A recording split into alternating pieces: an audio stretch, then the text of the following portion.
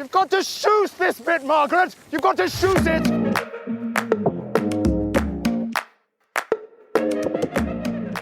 So, Rob, we talked a lot last season about the epic snow conditions that they get across the pond.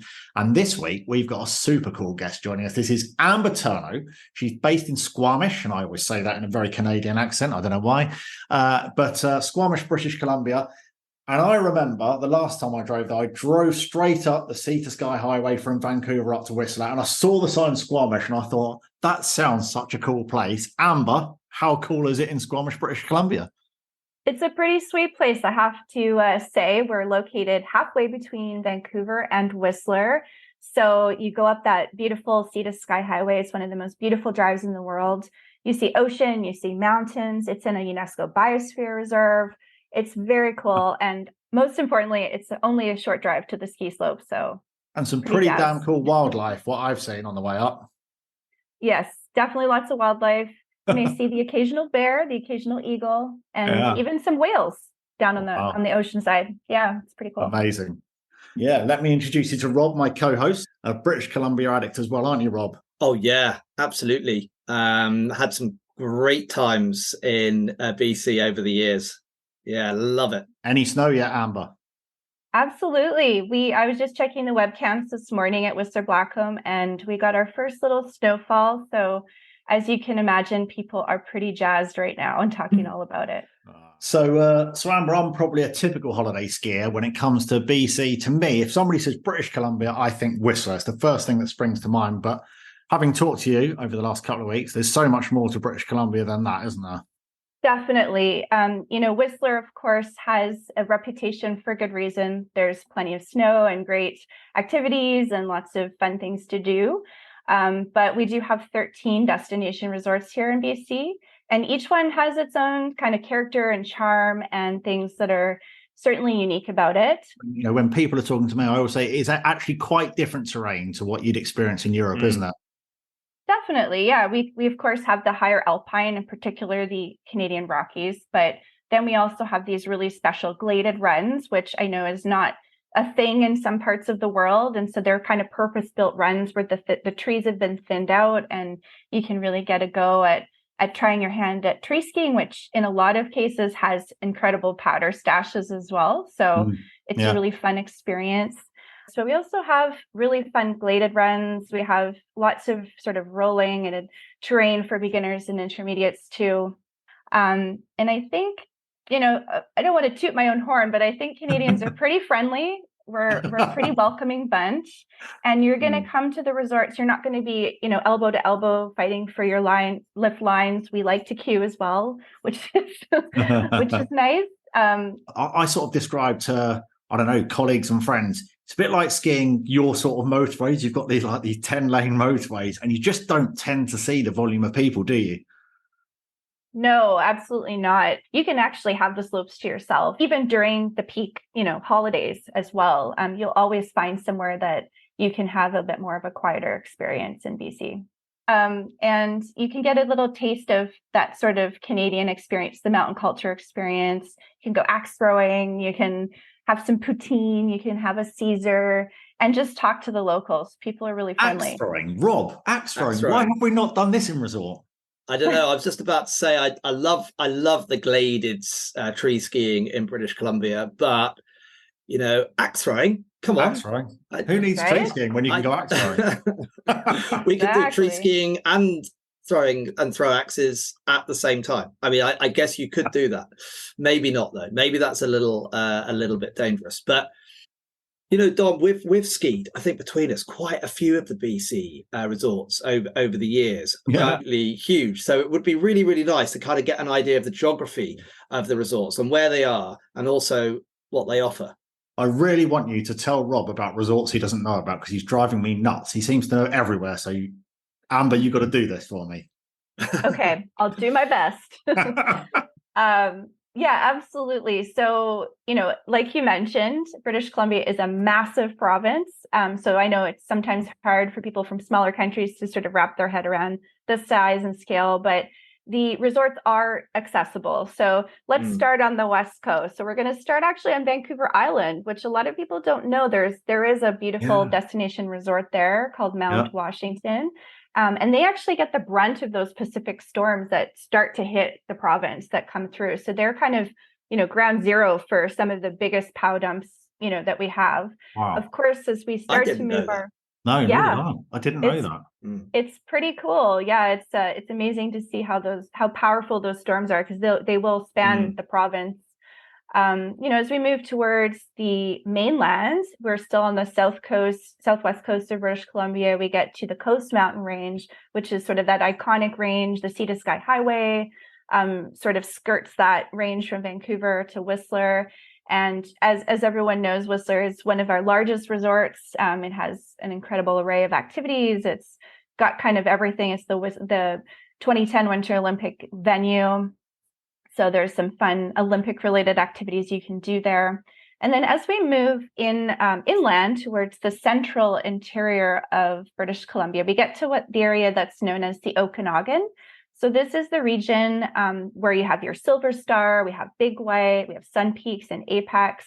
And this area is actually also our wine region, or one of them. And so not only can you hit the slopes, you can actually go wine tasting. And that climate actually lends itself really well, because as the storms pass through the province, it starts to suck even any moisture that was in the storm out. And you get this really feather-light snow. It feels bottomless. It feels like you're skiing on a cloud almost. Wow. One other signature thing in those resorts is we have what we call the snow ghosts. And so they're trees that dot the slopes, and they get all weathered with snow, and they start to hunch over, and they look kind of like a magical storybook kind of old man or something like that. So adds a little bit of character to your ski day as well.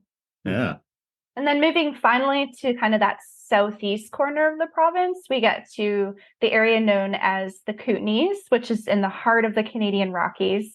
So think towering peaks and epic vistas and that kind of thing. It's bordering Alberta and the US border. And then we have this network of 8 resorts called the Powder Highway. So it lives up to its name. It's places like Fernie and Crossland, which is home to Red Mountain. We've got Revelstoke, which many folks may know about. That area not only is the skiing epic, and you have these really funky mountain towns and like great breweries and rugged mountain people, but you also have hot springs, which is a super fun way to end or start your day. So how did I do? You did pretty damn good. I think we're both completely gobsmacked.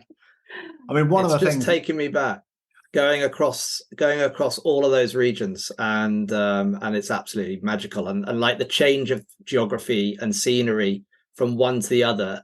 And I remember being in the Okanagan as well, where the sort of you have this wine region, and the transformation of the landscape is incredible. And I think what you get, which is very, very, very different to what we're often used to, is the sense of space and that you get out there, and it's just very, very wild, and that's just such a nice thing to experience. Totally. Absolutely. Yeah. Geographically, where are typically people flying into here? What does it look like?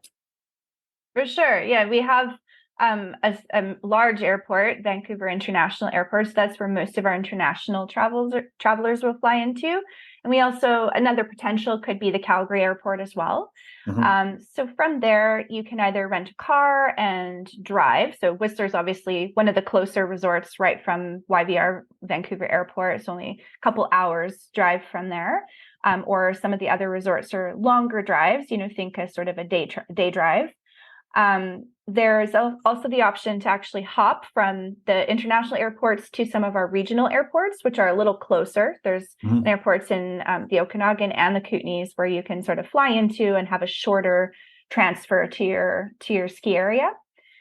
We partner with ski operators or ski specialists, so that can also be really helpful to help with the transfers and trip planning. So we work with Ski Safari, we work with Ski Independence, Ski Solutions, and Travel Bag in the UK.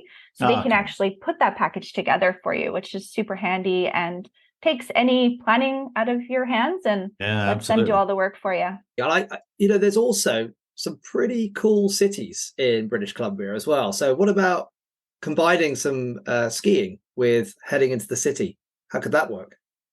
Absolutely. Yeah, there's definitely a lot to explore beyond just the ski resorts. Of course, if you're flying into Vancouver, you want to extend perhaps before your trip or after, so you can kind of take in some of the, festivals. There's lots of food festivals and cool art exhibits and lots of just interesting Indigenous culture as well, which is very, of course, very unique to British Columbia, and that we have, all these incredible Indigenous experiences to enhance your trip and learn more about the land and the culture here. A lot of people like to hop over to Vancouver Island, so Victoria, which is our capital city, which people might want to check out. They have a really good brewery scene as well there, and a pretty hip food scene. Bears? Definitely. Yeah, well, what was that wrong? Bears. Yeah, lots of wildlife. So springtime, of course, is when the bears are starting to wake up from hibernation. But in the winter, we have the largest congregation of eagles here, actually in my hometown here in Squamish. So you can actually do some eagle watching, which is very, very cool. They're spectacular creatures. And of course, if you hit the Vancouver Island area, there's opportunities for whale watching. And you can see all kinds of marine life there, especially in the spring. You get the sea lions that come up from California too. But on the island, one of the coolest things you can do in the winter is actually, aside from surfing, which is its own sport, is storm watching. So you can see those Pacific storms before they hit the mountains. You can see them coming in from the ocean, and it's a pretty epic experience in itself. Some of that wildlife watching, just brings a whole new dimension to a break over there. So it turns that 2-week trip, because let's face it, there's not many of us, certainly my legs don't hold up for a fortnight. A fortnight? Yeah, no. I'd like to give it a go. And if I was going to go to BC, I think I'd definitely give it a go. Make sure they hold up, that's for sure. How would listeners come to find out a bit more about BC, and where do they go to get more info? They can go check out hellobc.com/ski. And we look forward to seeing everyone out here this winter. Cool, awesome. Is that an invitation? Absolutely. All are welcome. 2 weeks, please. Yes. We'll set you up with a wellness regime to go with your fortnight of skiing. Yeah, that sounds right up my street. Fantastic. And an introduction to one of the great craft beer makers. Yeah, I befriended one in Nelson actually when I was there, which was good. But yeah, I needed to keep my ski legs going, so I had to defriend him in the end. It was just getting a little bit too much. Well, she said you ate some characters out there, so they obviously delivered on that as well. Oh yeah.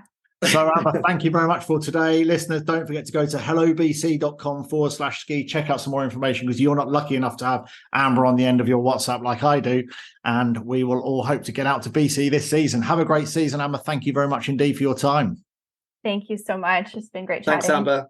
Good to talk. Enjoy Squamish. Am I saying I will. Am I even saying that right, Squamish? You're saying it perfectly. It's like you live here. Good stuff. Thanks very much indeed. Good to talk. Mais non, talkie-walkie. I'm pretty sure it's called a walkie-talkie, mate.